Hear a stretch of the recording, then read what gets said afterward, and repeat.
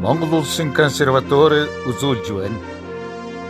Монгол Улсын засгийн газар улсын онцгой комисс боловсрол соёлын шинжилгээ ухаан спортын яамны дэмжлэгтэйгээр өндөрлөгтний өмнө тулгарч байгаа цар тахлын аюулыг эрүүлийн хэв нэгдэлтэд даван туулахад хөгжмийн урлагийн шилдэг бүтээлүүдээр хүмүүний сэтгэлийг хөглөж Монголын төдийгүй олон улсын нэр төртэй бүтээлчтэй цахим ертөнцөд дуу хоолойгон нэгтгэх зорилгоор World Music Online Festival-ыг зохион байгуулж байна.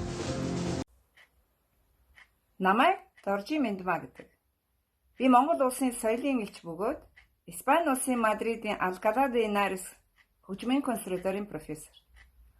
Монгол улсын консерваторийн зохион байгуулж байгаа World Music олон улсын хөгжмийн фестивальд оролцож байгаадаа би их баяртай байна. Та бүхэн гэртээ эрүүл энх байж фестивалийн үеэр сайхан хөгжим сонсож сайхан байгаарай.